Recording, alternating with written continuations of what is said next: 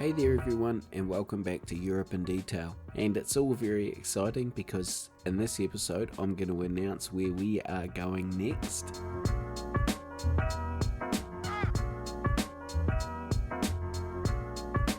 So we can tick off our little Austrian village based on Hallstatt, which is really medieval. It's got a cool castle up on the cliff and lots of really small historical buildings.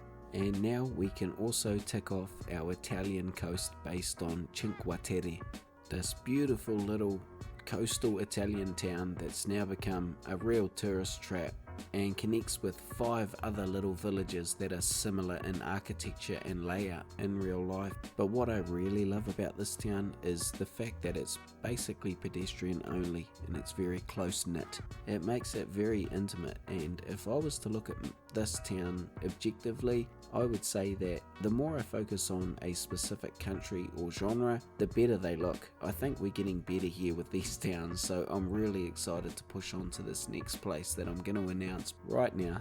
So you guys already know from the title that it's southern Spain, but this is based on Ronda, this little place right here. Let's have a closer look.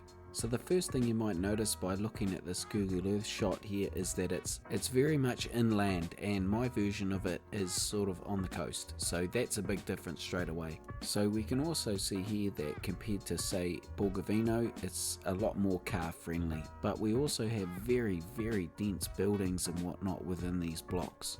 Another thing I really love is these whitewash buildings. There's a lot of lime wash or whitewash buildings, and this is because number one, lime is very easily sourced in the area locally. Number two, lime wash buildings have incredible benefits, including health benefits that you would find almost magical. For instance, lime is completely mold resistant even after 500 years, which is incredible. So it's fair to say I just love these buildings and all of the thought behind them.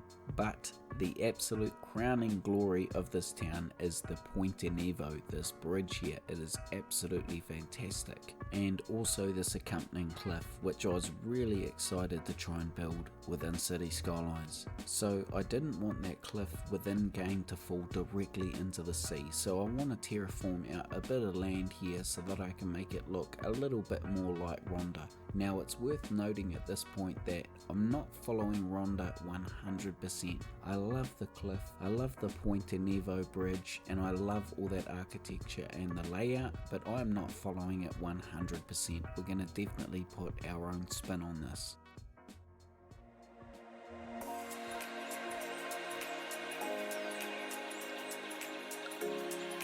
It was really difficult to pick where to start from. I thought, do I do the roads? Do I put some of the architecture up? Do I start with the train station? Where do I start?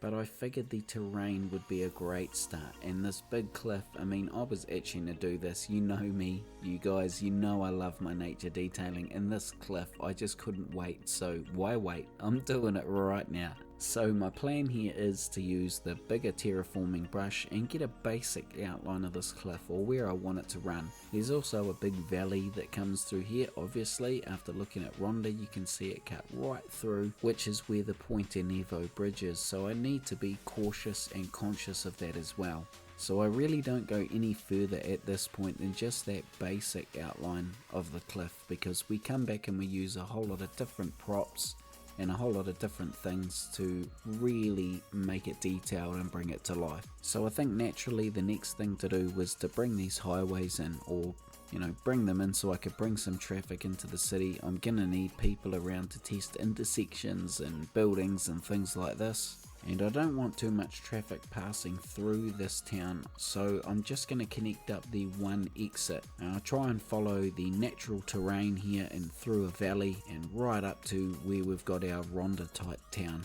So now's a good time for me to explain a little bit more why I've chosen southern Spain, or Spain. It's got to be said that I was very close to choosing a couple of other suggestions and even started building a different type, I'm not going to say what it was at this point because I may still build it, but I've chosen Spain because it's really underrepresented on YouTube in terms of City Skylines videos. There's not a lot of Spanish stuff out there, and there's some really good Spanish and Mediterranean type assets on the workshop. I've also had a couple of people ask for it in the comments, so I hope you guys are stoked. But of course that cliff and the beautiful Puente Nevo bridge are the real main points that drew me to this project of doing this town, or just having a go at Spain in general. And it might be a little bit of wishful thinking, but I'm hoping that within 5 or 6 episodes we can wrap up this little town and move on to the next one. But I can tell you right now, within those 5 or 6 episodes we have got some very cool stuff coming up. So anyway, you can see me here running that highway right in. We're getting closer up to where we're going to sit our Ronda type town now, so I'm switching to S-bend type roading as we get towards the steeper stuff. And because this road is sort of a figment of my imagination, I'm not following anything closely with this. I bring the terraforming right in afterwards and really make it look like it's cutting through a natural sort of a landscape.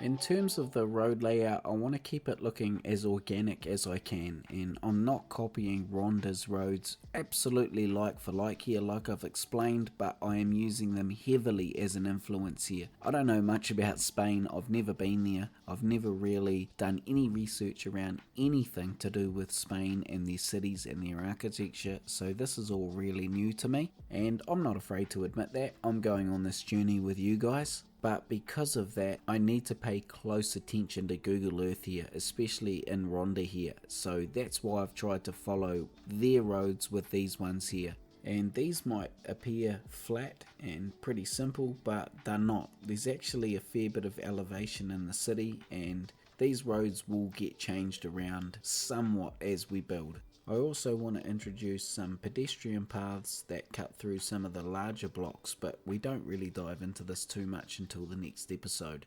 So next I want to build a main intersection that feeds into the town here. Now it's worth noting that this intersection where it heads off to the north of the screen just runs into a dummy tunnel at the moment. I'm planning on running this road somewhere at some point, but for now just access to this intersection is enough for traffic to enter this town or even get through to Borgovino if they need to. Now in regards to this intersection, I do get the feeling I'm going to change it somewhat in future, but to explain it quickly, it's basically a weird shaped roundabout with slip lanes around the outside. That's pretty much it. I don't hate it, but it's pretty ugly. So let's move quickly on from that and we can start putting down some of the first buildings, and oh gosh, I was so excited for this part. So for anyone looking for Spanish style architecture on the workshop, you need to look for High Explosive Serenade or Serenade. I've never really known how to pronounce that word properly. Whatever their name is, they are fantastic at making Spanish style architecture and have made this possible for me. So a big thank you. So we're looking at that beautiful whitewash architecture and very dense blocks here, as you can see. And even with just these 2 blocks here filled out, I'm really getting a good vibe from this.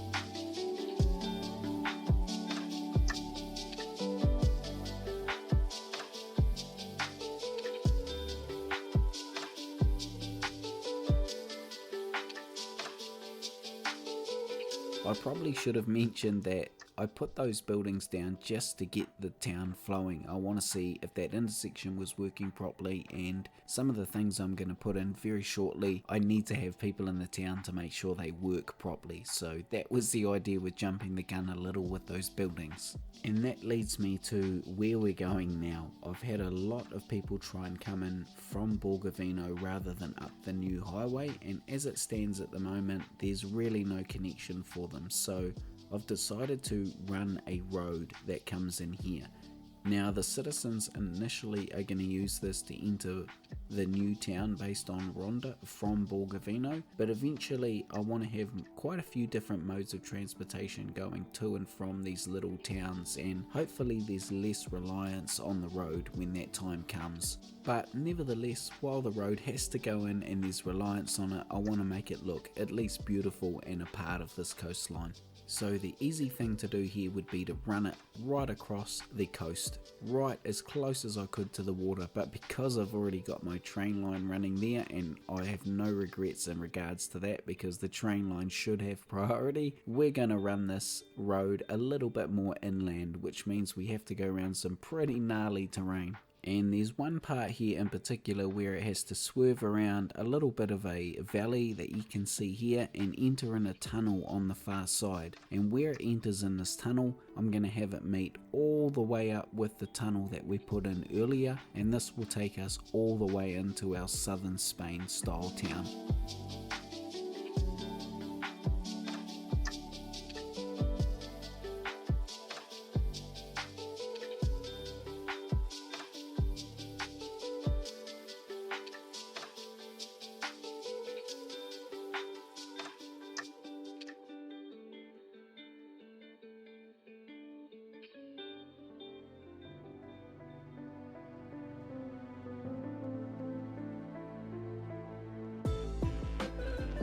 So believe it or not, this is the first bridge / viaduct that I've got in the whole series up until this point. To be honest, I don't exactly know the right word to describe it. I'm not sure if viaduct is right, but this big bridge here, I was really excited to do this, and I've kind of made the road this style so that I can. But for whatever reason, I couldn't find the right road to upgrade to for the appropriate bridge that I was after, so I end up using a train bridge and just moving it in and closely clipping it underneath the road. In terms of the aesthetics of the bridge, it's a pretty simple, just a brick style bridge, and I didn't want anything fancy here, just something that looked aged and something that did the job. Actually, brick's probably not the right word, it's more of a stone type bridge. So that was pretty simple to set up, and after I'd done that, I move on to the tunnel here where it enters the terrain.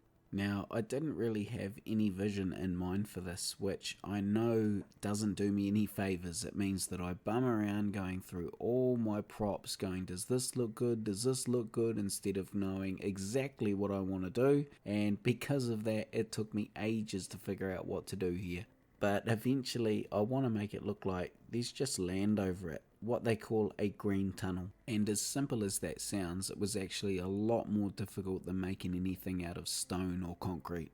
I had to make sure there was a concrete tunnel inside so that if we come through the road and look up we can see brick or stone, but from the outside I want it to look like the land is just over the top of it. It's just not there. There's just trees and bush and all the rest of it, and it just looks like the cars are sort of slipping into a hole in the hillside.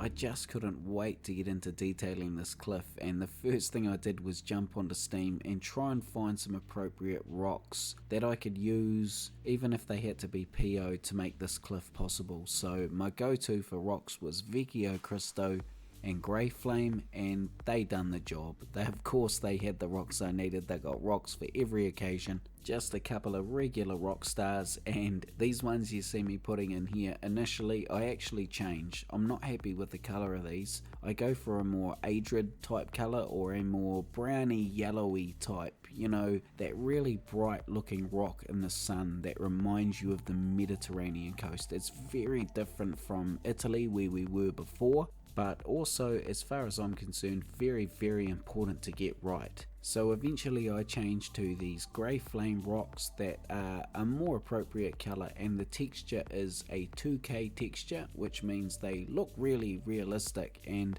as long as I can put these together properly so that we don't see the joins between them, I should be able to make a nice looking monolithic natural looking cliff here. So I've used procedural objects for some of these rocks where I can stretch them out a little bit wider so that we don't see as many joins, and also I've used Grey Flame's mossy rocks on the top so that I can make it look like that grass is really coming right out to the edge of the cliff. Because to stick true to Ronda and the way that it's built, we are really going to look to build as far out to that cliff edge as possible. Now, speaking of procedural objects, I've got to say here that I've been reading recently that there's this little underground movement going on in the background against procedural objects, which I'm really struggling to understand, and I'm gutted, to be honest, because I'm hoping this movement isn't as large as I think it is, because I've based this entire series of procedural objects. I mean, I don't really know if I could do it without it. I could certainly play the game. I mean, of course, I played it 4 years without procedural objects, but I could never in my wildest dreams make anything like I've made in this series. So